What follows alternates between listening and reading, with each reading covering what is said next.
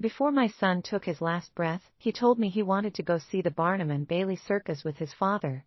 But no matter how hard I tried, I couldn't find my husband. I could only watch helplessly as my son passed away with unfinished dreams. After handling his funeral, I returned home. That was when I saw Alpha Leonardo return to the castle with Isabella in his arms. Isabella leaned weakly against him and purred softly, "Leo, thank you for letting me stay at your place and taking me to the doctor. If it weren't for you, I wouldn't have made it to the doctor with such a severe leg injury." Leonardo gazed at her indulgently and replied gently, "We're a family. Don't worry about it." I watched as Leonardo carried Isabella into the guest room and then knelt in front of her, carefully inspecting her injury. Bitterness welled up in me as I took in the sight. I remembered how I once cried in pain after a bad fall during a hike. However, all Leonardo did was cast me a cold glance and said, "You're a beta. You heal fast. This level of pain is nothing." And then, he simply walked away. He had completely forgotten the fact that I had been injured during the past battle, leaving my ability to regenerate even weaker than that of an Omega in the pack. In the end, it was the old housekeeper who found someone to carry me to the hospital. Thinking about all of this, I felt my heart grow cold. I went upstairs and started packing my luggage.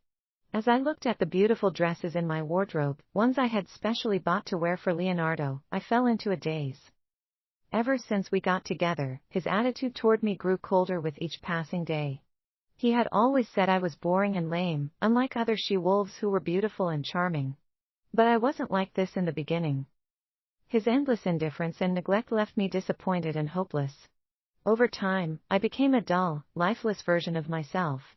As I turned to look at the children's room, a terrible pain gripped my heart. Our son, Jack, was only 5 years old. He was meant to be the future heir of the Blood Moon Pack.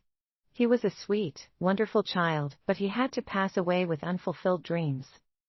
All Jack wanted was to see the circus. However, Leonardo took Isabella to Rose Valley to admire the flowers instead, refusing to fulfill his own son's dying wish. As I thought about it, the pain in my heart became unbearable, suffocating me. I grabbed my suitcase and went downstairs. I noticed Leonardo was carrying Isabella in his arms, about to head upstairs. He walked right past me without even sparing me a glance. "Leonardo, let's go our separate ways." I forced those words out, almost suggesting that we sever our mate bond. But just as those words reached the tip of my tongue, I realized that we hadn't even completed the marking ceremony. Leonardo paused mid-step, then scoffed, "What now? Are you throwing another tantrum again?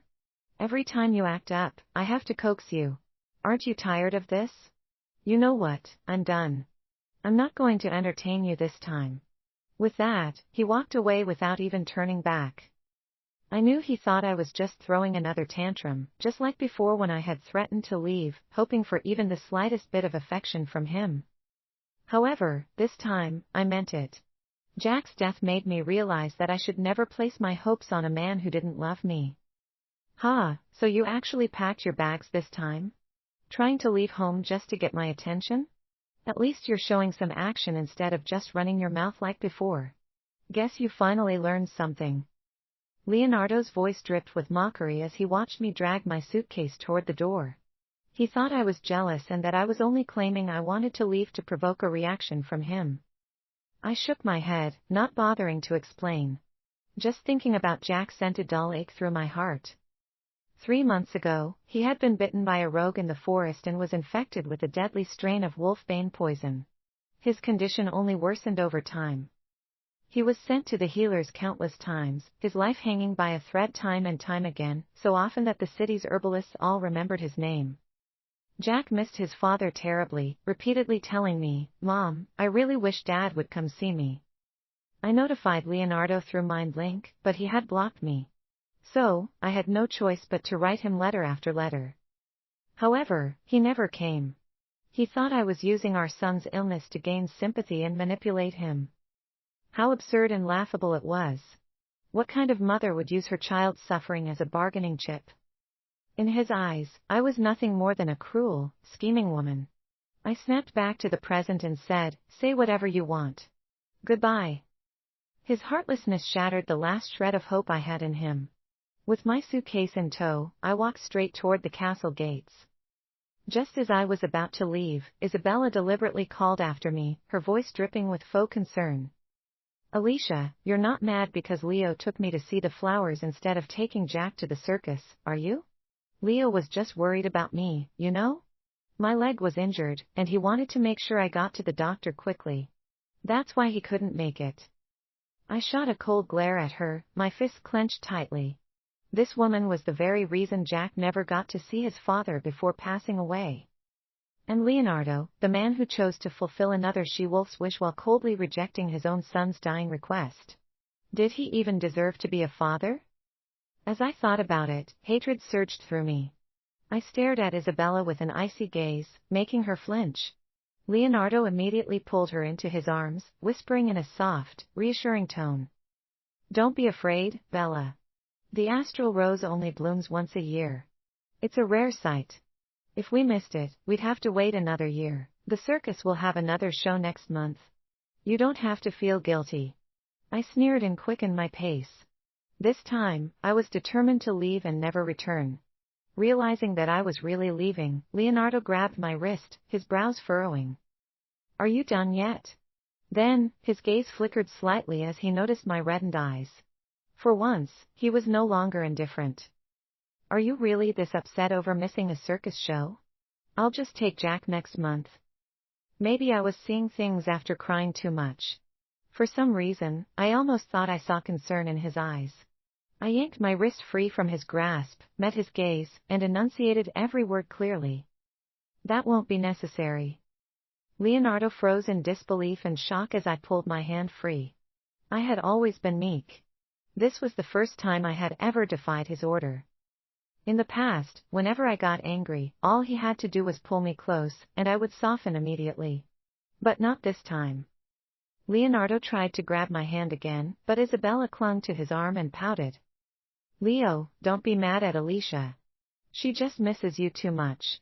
That's why she used Jack as an excuse to get your attention. Making up lies about him being poisoned just to guilt you into seeing her. Lied. About wolfsbane poisoning. I was stunned and speechless. How dare she say that about my child? A violent tremor coursed through me. Then, I slapped Isabella across the face.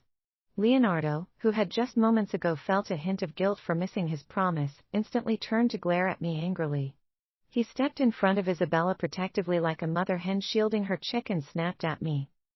Alicia, that's enough. How can you hit Bella? She's your sister, for goodness sake. I can ignore your insults, but if you dare to slander Jack, I won't show you any mercy. I retorted, shooting a warning glare at Isabella. She sniffled beside him, putting on her pitiful act.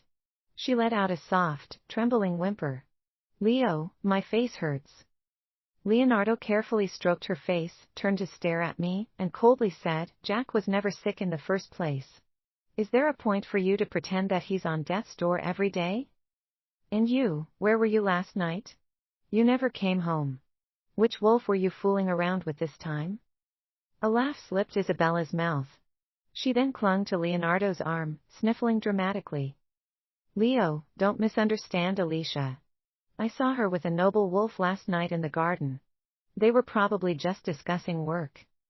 I was shaking in rage, my eyes burning with unshed tears. Jack suffered so much. He spent countless nights in critical condition, lying in bed, waiting desperately for his father to visit him. Do you really think Jack was faking his illness? I asked in disappointment as I turned to Leonardo. He didn't answer. His gaze shifted toward the empty children's room before asking, Where's Jack? Don't tell me you sent him to the hospital just to make this whole act more convincing. Of course, he didn't believe me. For months, he hadn't set foot in our home. If he had, he would have noticed the faint smell of brewed herbs lingering in the air, the sterile scent of disinfectant, and the unopened pouches of medicinal powder. But he never came back, not even once. This morning, I had cleaned everything up. So now, the house no longer bore a trace of a sick and dying child. I thought back to a few days ago when Jack knew his time was running out and begged for just one wish, to go to the circus as a family. I notified Leonardo over Mind Link repeatedly, and I even went down on my knees at the training grounds to beg him. I told him, if you take Jack to the circus, I will leave the pack and let you and Isabella be together. His eyes had flickered with excitement as he asked, "You're not lying, are you?" "I swear." I had sobbed as I promised him. I wondered if Leonardo still remembered that I was the one who saved him from glacialess woods back then. At the time, he was just an unconscious boy, and I nearly died from his frenzied wolf. But even so, I overcame my fear, took him home, and warmed him up. I even used my blood as a catalyst in the medicine to heal his wounds. Later, the Leonhardt family came looking for him. They said he was the rightful heir of the pack's leader and wanted to take him back. However, he didn't want to leave at the time and chose to stay with my family. Later, when my parents separated, Isabella followed my father. Meanwhile, I insisted that he stay with me and my mother. But deep down, he hated me for it. He resented that I had separated him from Isabella and forced him to watch her go to the southern lands while he stayed behind. If only Leonardo understood the reason I insisted he stay with me. My mother was a renowned beta of the northern lands. Staying by her side meant she could raise him as her adopted son. If he remained with us, he would inherit the Leonhardt family's leadership smoothly. None of his brothers would be able to challenge him. But he never understood my intentions. On my mother's deathbed, she made him swear to take me as his wife. Although he never loved me, he couldn't refuse the request of my dying mother, the woman who raised him as her own son. We stood before the moon goddess and took our vows. No family or friends attended our wedding, and there was no grand banquet. It was just a simple, lonely ceremony. I still remember how my mother held his hand and asked with regret in her eyes, "When will you officially announce Alicia as your Luna?" And he answered, "Let's wait a little longer." I knew who he was waiting for. He wanted to save that position for Isabella. But even so, I never cared because I truly loved him. I had believed that one day, he would see my worth and love me, too. But why? Why couldn't Leonardo even fulfill Jack's dying wish? I slowly lifted my gaze, staring at the man in front of me. The once handsome face that had made my heart race now filled me with nothing but disgust. At that moment, Isabella suddenly let out another delicate cry. "Leo, my face hurts." Leonardo immediately turned to Isabella, his voice full of concern as he asked, "Bella, are you okay?" Isabella collapsed into his arms, leaning against him as if she were too weak to stand. She pointed at the clear handprint on her cheek. Her voice trembled with grievance as she whined pitifully, "It hurts so much. Alicia struck me so hard that my face is swollen. It hurts." The red mark stood out vividly, and Leonardo's heart ached just looking at it. As I watched this scene unfold, a childhood memory suddenly resurfaced in my mind. I had once been playing in the garden when I tripped and fell, scraping my palms on the ground. I was in so much pain that I cried loudly. Back then, Leonardo had gently lifted me up, wiped away my tears, and comforted me while bandaging my wound. And now? The difference between how he treated me and Isabella was night and day. I took a deep breath, buried my past memories, and looked at them coldly. Leonardo shot me a sharp glare and commanded, "Alicia, you've gone too far. Apologize to Bella immediately." I turned to leave right away. "You want me to apologize to her? In your dreams?" Leonardo's brows furrowed in frustration, and he called out impatiently, "Stop right there. Apologize right now." I rolled my eyes, crossing my arms in defiance. "No." Leonardo clenched his jaw in anger, then turned to the beta nearby and signaled with a glance. "Hold her down. Make her apologize to Bella." However, Isabella stepped forward to stop the beta, putting on her usual kind and gentle act. "Leo, the betas are all trained warriors from the battlefield. They don't know how to hold back. Let me do it." Then, without hesitation, she raised her hand and slapped me twice. Leonardo couldn't see her face from where he stood. When she struck me, she took the opportunity to unsheath her long, sharp claws. Her slaps left a burning sting on my face, along with several bloody scratches. I covered my face, my hands trembling with rage as I glared at her. Who was she trying to fool? She was nothing but a vicious, cold-hearted woman. Why bother pretending to be kind and innocent? Leonardo watched me get hit without the slightest trace of concern. Instead, he spoke coldly, "This is what you deserve. Now apologize to Bella." I held my face, my heart sinking into an abyss of disappointment. I wondered if Leonardo remembered that when we were in elementary school, I was once cornered by a group of rogues. He was the one who rushed in to protect me, shielding me tightly in his arms. That was the moment I vowed in my heart that when I grew up, I would become his Luna.